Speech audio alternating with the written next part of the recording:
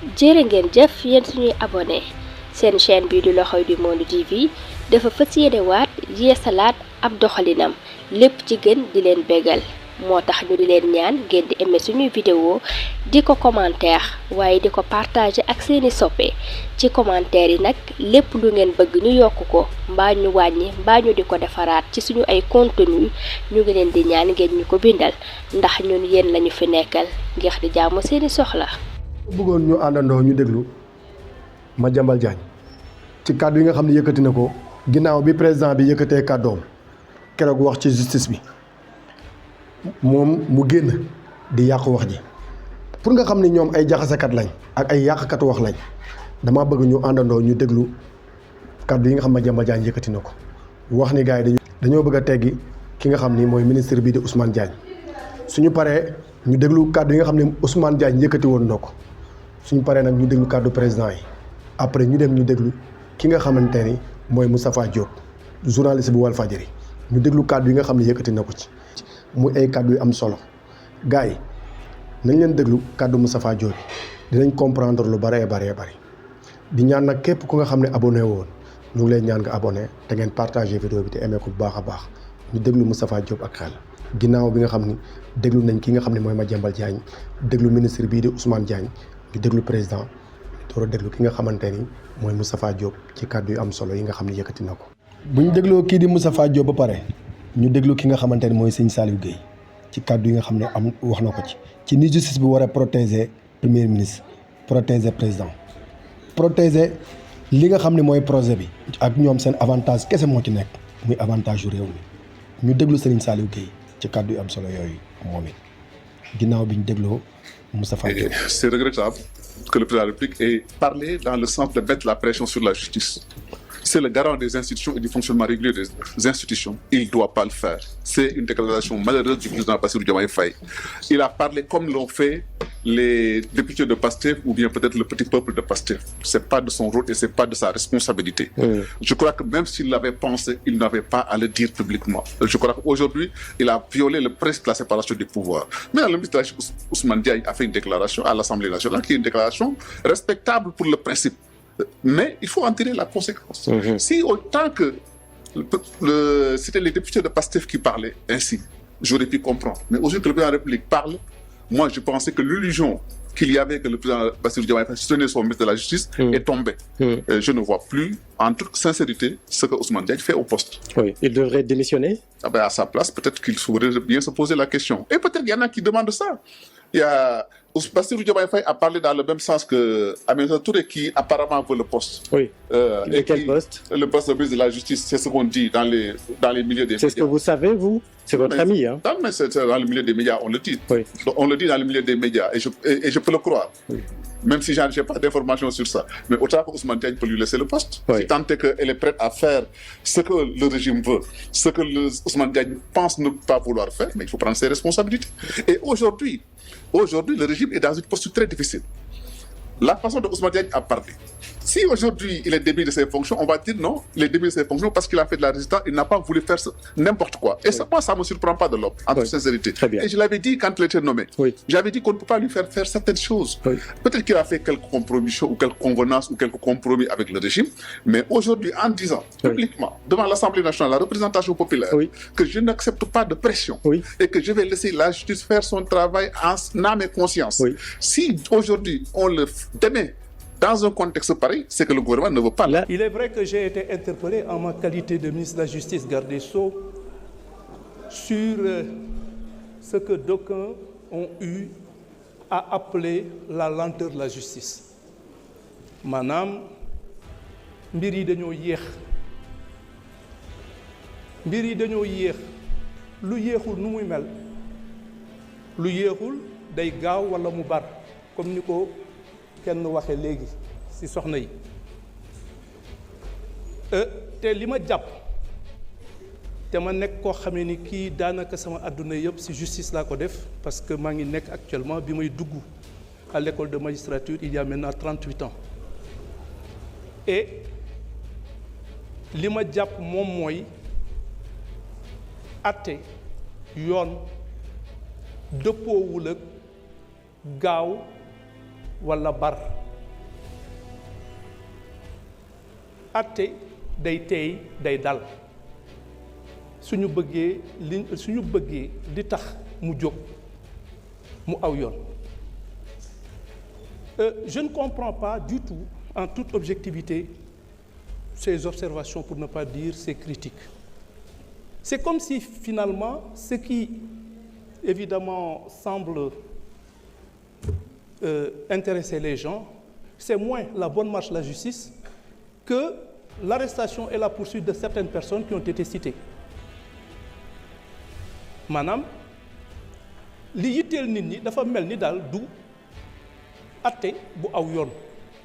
ndax soo bëggee atte bu aw yoon da nga koy jaarale yoon dafa am ay fànn ak ay charte yoo xamee ni waroo ko wàcc te it soo demee ba nga xamee ni nit ñi daf leen yitteel lool maanaam askan bi atte bi daf leen yitteel lool nga bëgg a gaawtu ba yàqule ndax lii wolof di wax yàkkamti ak gaawtu suñu juree doom rëccu am ca yoon ba nga xamee ni li ñu amal yitte mooy lan mbir mi na aw yoon nit ñi def ko ci seen teeyaayu bakkan ndax li ci ëpp solo moom mooy fa ñu jëm du dañoo yàkkamti jàpp diw walla topp diw walla lijjanti diw li ñu yitteel moom mooy yoon dox na mu war a ni mu war a doxe mbir mi aw yoon te it suñu xoolaatee lii nit ñi di fàtte moom mooy daanaka liggéey bi mënuñu ko woon tàmbali donte tëraluñu le pôle judiciaire financier maanaam moom mooy ëttu àttekat bi nga xamee ni moom moo yelloo saytu li nga xamee ni lii moom moo ñu yitteel ci mbirum àtte mais le pôle judiciaire financier a été installé le 24 septembre 2024 maanaam yàggagul te gis nañ liggéey bi ñu fi def ci diir googu loolu ba mu wéyee il fallait aussi ñu installer la haute cour de justice bi nga xamee ni am na ñu bari ñoo xamee ni dañ leen war a topp te foofu moom mooy yelloo maanaam la haute cour de justice mooy yelloo àtte leen la haute cour de justice ñu ngi ko installé le 28 décembre dernier te laataa ñuy jëmmal yooyu ëttu àttekaay dafa amoon ay charte yu bari yoo xam ne dañoo waroon sàmmoonteeg moom moo tax man suy nit ñi di wax ni mbir yi dañoo yéex man daf may jaaxal ndax xam naa ni àttekat yi ñi ngi liggéey li ñu mën te le pôle judiciaire financier parce que ni yoon tëdde litige boo xamee ni ëpp na même su dee escroquerie ak abus de confiance ëpp na 50 millions moom moo koy war a àtte te gis nga fii ay milliards la ñuy wax lu ci ëpp ba nga xamee ni li ëpp si affaires yi ñu war a àtte pôle judiciaire financier moo koy def te ñoom bari wuñu am na dossier yu baree bari ñi ngeeki moom ñi ngi ciy gaawtu ñi ngi ciy ànd nañu xarañteef bu am solo ak yéene bu am solo waaye dafa nekk dossier yoo xam bari na bari waay boo xamee ni bii du yëpp ngay mën a songandoo ndax amuñu àttekat yu ni toll moo tax li ma bëggoon et je tiens à le dire de la façon la plus solennelle et je rends un vibrant hommage aux magistrats qui jusqu'à présent abattent un travail remarquable en toute indépendance et dans un professionnalisme qui ne laisse place à aucun doute. Et je crois que, compte tenu justement de mon expérience dans la justice, en tout cas de l'expérience qu'on me crédite, que je me permette, dans la précipitation et en exerçant une pression sur la justice ou sur ceux qui l'incarnent, je deviendrai ce que l'autre appelait une forme d'inexactitude terminologique. Je n'ai jamais accepté qu'on fasse pression sur moi surtout dans un sens déterminé. Qu'on ne compte pas sur moi pour exercer la moindre pression sur les magistrats du siège. Je n'ai aucune autorité sur eux. Je sais qu'il faut un excellent travail. S'il leur arrive, et je crois que c'est la plus grande innovation de notre temps, il leur arrive de rendre des décisions en parfaite contradiction avec les réquisitions du parquet, et je n'ai jamais eu à faire la moindre observation, encore moins la moindre critique. C'est de leur responsabilité, c'est de leur prérogative, et justement, le seul moyen qui s'offre à nous, je veux dire à mes services du parquet, c'est de faire usage des voies de recours qui leur sont reconnues par la loi. Et je suis extrêmement satisfait de la façon dont la justice est rendue, dont les magistrats s'acquittent de leurs obligations, de leurs prérogatives. Nous savons tous que la justice a changé. Il n'est plus dit qu'un opposant ou quelqu'un qui est en délicatesse avec le pouvoir, s'il a des problèmes, que ce soit qu'il soit entendu par la police, par un juge ou qu'il soit jugé, que les gens s'attendent fatalement à une condamnation. Il est arrivé qu'il y ait eu des décisions de relax. Il est arrivé effectivement qu'il y ait eu des décisions de classement sans suite que nous assumons en toute responsabilité. Léegi nag il appartiendra aux Sénégalais de mettre la pression qu'il faut sur la justice pour que mu def liggéeyam. Le temps de la justice n'est pas le temps politique, mais ça doit être le temps du peuple au nom duquel cette justice-là elle est rendue. Parce que mënuñu identifier ay nit jàpp leen ci ay rapports épingler leen justice di daagu. Je comprends maintenant qu'il y a un déficit de ressources nañ ci liggéey pour renforcer leen moo tax on a augmenté les recrutements au niveau du centre de formation judiciaire. duñu leen teg benn pression politique pour orienter seen décision c'est pas notre façon de gouverner. Mais sénégalais bu ne am na sañ-sañu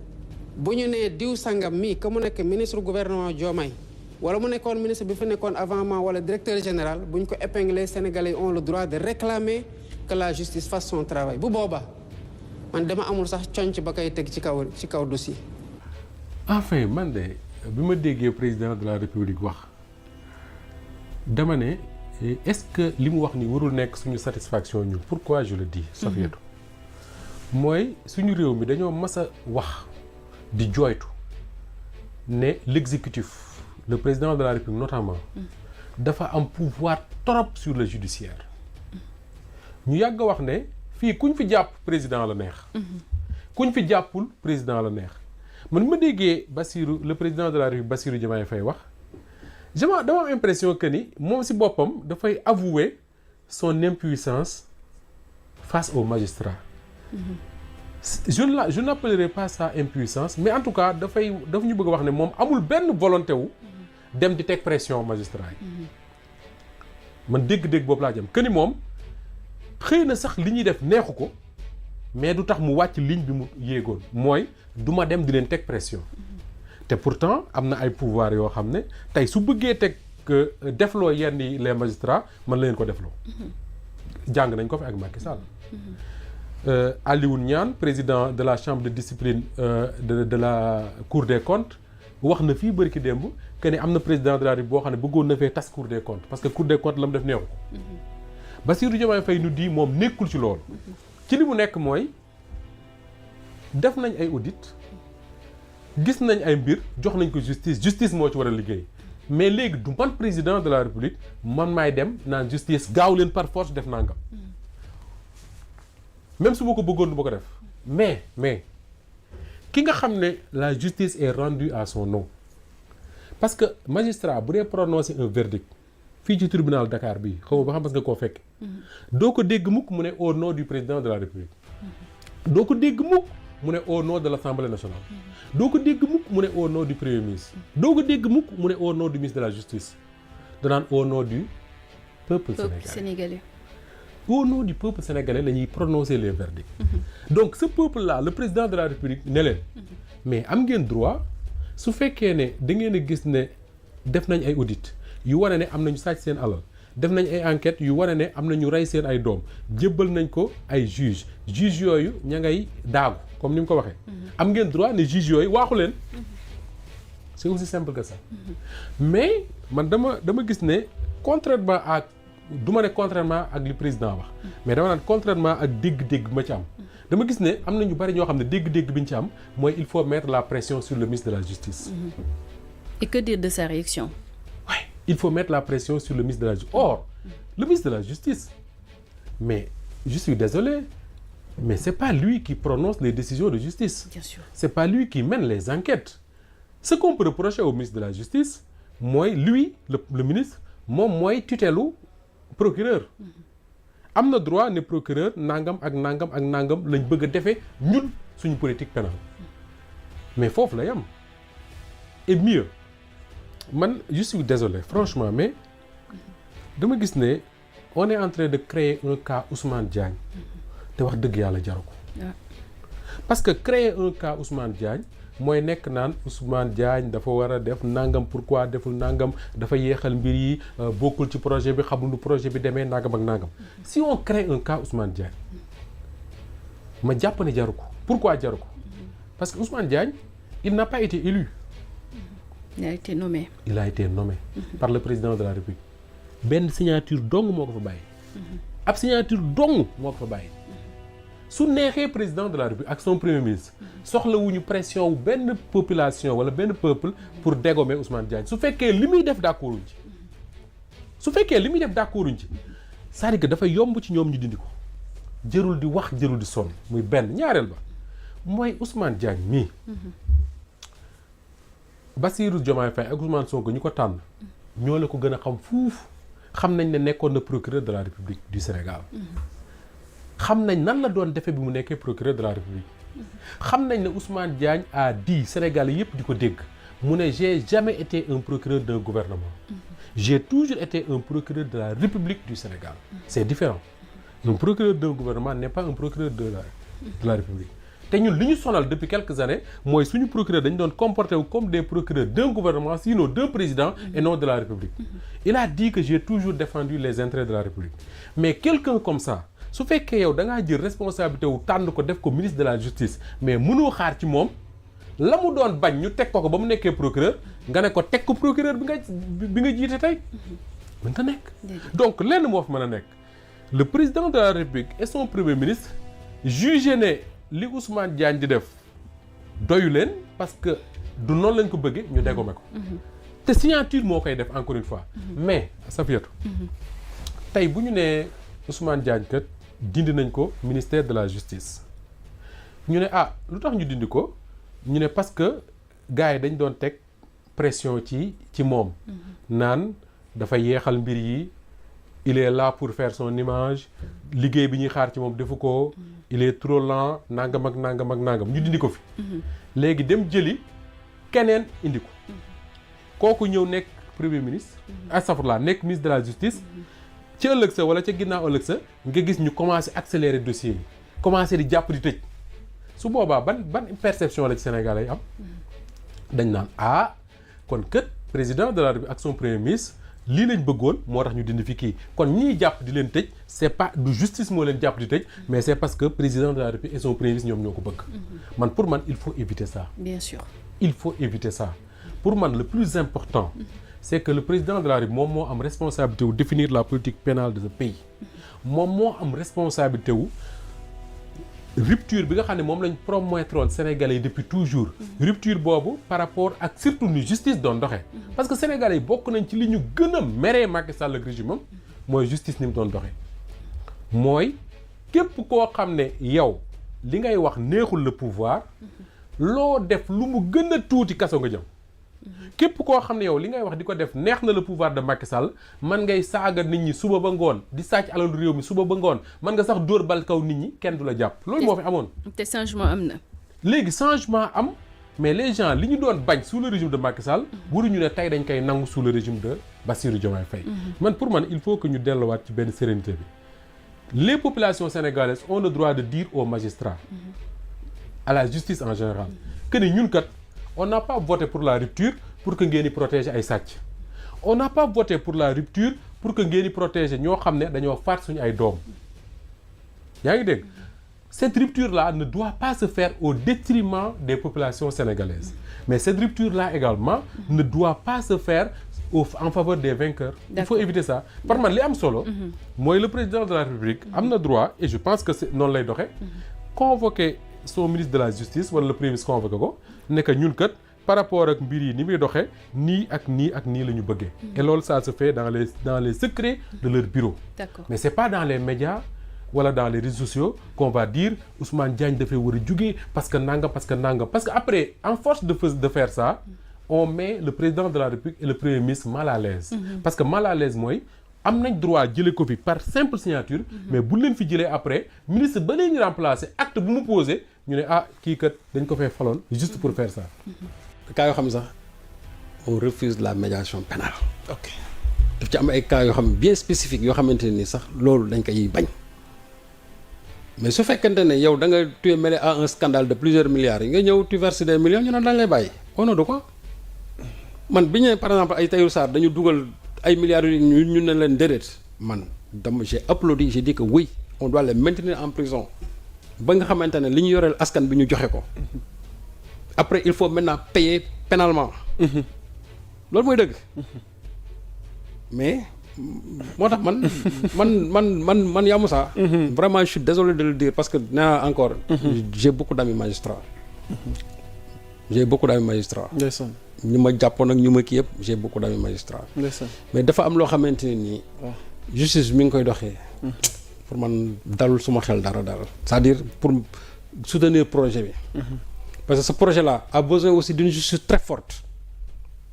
mais ñi nga xamante ne ñooy porter projet bi suñu leen néewalee doole projet bi dañ koy fragiliser te loolu lu jar xoolaat la te loolu dafa feeñ même pendant la campagne électorale combien de fois on a attaqué la caravane du premier ministre ñaata yoon dañ ko attaqué il a fallu que au dernier moment mu taper sur la table pour qu'on puisse réagir ñi nga xamante ne ñoom ñoo leen attaqué woon parce que dogguma la sax laal la bu fekkee am nga yooru une bi Ousmane dinaan faire de l'économie sociale et solidaire un levier d'appui au développement des territoires mais li ci am solo mooy le cas de la fédération de karaté par rapport ak sujet bi nga toll nii on nous dit scandale financier à la fédération sénégalaise de karaté le président El Mokhtar paye une caution de 37 millions et bénéficie d'un contrôle judiciaire te du moom rek sax parce que il y a eu je crois le trésorier de la fédération man foofu laa bokkoon man je suis un produit des arts martiaux donc c'est des gens que je connais El Mokhtar je connais Souleymane Badialo je connais Ndiogou. waaw yow daal nangu ay caution ñu bàyyi la nga dem non du tout ci loo xam ne bu jàlloon maa la détaal xamul tax parce que da nga porter préjudice ay nit imagine-toi quelqu'un qui bouffe l'argent d'un hôpital yi waroon faj ay nit nga ñëw nga loru ci je donne un exemple comme ça nga lekk xaalisu lu ñu waroon tabaxee hôpital ñaata nit ñooy loru ci diggante bi ñaata nit la ñu waroon mën a su fekkee hôpital ma ngi foon nga xëy ñu jàpp la nga ne non léegi xaaral ma joxe wax mais même soo joxee yow da nga am tu es responsable d'une façon directe ou indirecte am na ñu ñàkk seen bakkan yoo xamante ni yow peut-être la nga sàcc moo tax ñoom ñu ñàkk seen bakkan waaye ñooñu war nañ leen mën bàyyi mënu nekk donc man jàpp naa ne cette histoire de ay caution tappale la